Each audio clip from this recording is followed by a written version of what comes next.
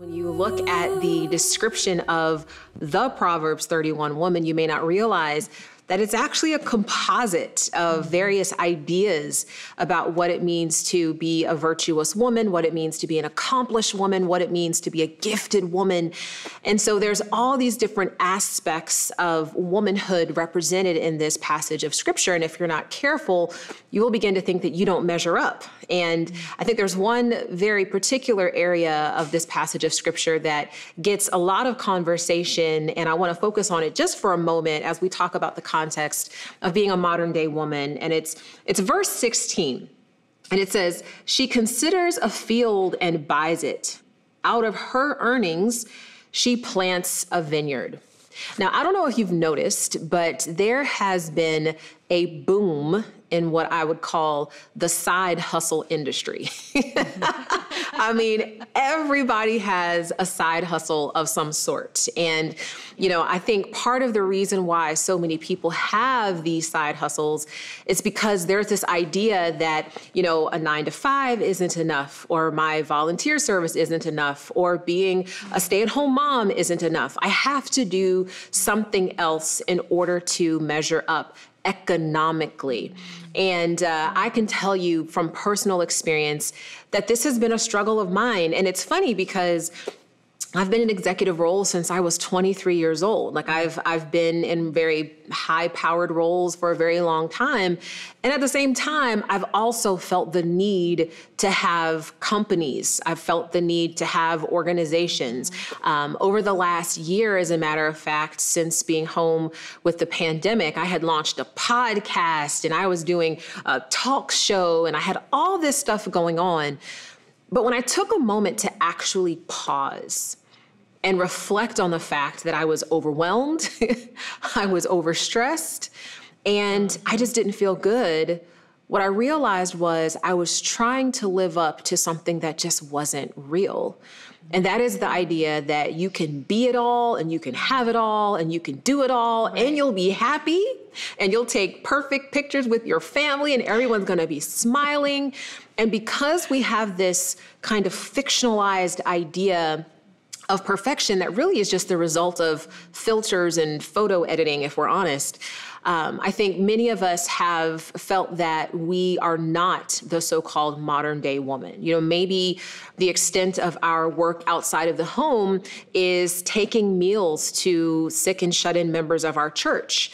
Maybe the extent of our education is that we got a GED. We're not a college graduate. We don't have advanced degrees. And because of that, we feel like we, again, don't measure up. And I think that this can be a very dangerous mental model that can seep into our spirit and can, again, make us view God as someone who is punishing us and who is looking down on us. And we feel like we have to perform. We have to buy more and wear these expensive things in order to matter. And so what I'm taking out of Proverbs 31, in particular verse 16, is that if that is you, if you are the entrepreneur and the businesswoman, that's amazing. And yet, if that is not you, that's still okay. Because the very next verse says, "She sets about her work vigorously. Her arms are strong for her tasks." The question I want to pose to this group is, first of all, have you ever found yourself taking on tasks that you eventually realized weren't yours because your arms weren't strong for them? And how were you able to get back to a place where you are authentically the woman that God created you to be without looking to external sources of affirmation? Nah, that's not me. Oh, goodness. I've spent enough money to buy a fleet of Porsches on Christian counseling because of this very issue, because I didn't fit in the box that I thought was God's box. I didn't marry in my 20s. There were just so many things about my life that I thought didn't fit either what the world said was good or even what church said was good. I always felt like a bit of an outlier. And it took a really, really, really long time to go, oh my goodness, he set my boundary lines in pleasant places, and he has already carved out the path that he's called me to walk. But it took a really, really long time because I was addicted to the applause of others. I needed people to say, "Atta girl, good job," and yet it didn't ever stick. You know, my heart was kind of a colander, and all that would just leak through.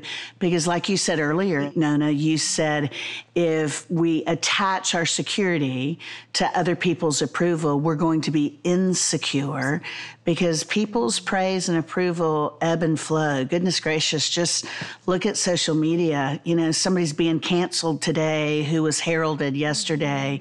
We live in a very fickle world. If your identity is not attached to the unconditional love of Jesus Christ, we will all be spinning around like hamsters on a wheel trying to please somebody or match some standard. And so, I think we could ponder this question. It's a profound question. It all comes back to the profound simplicity of the gospel.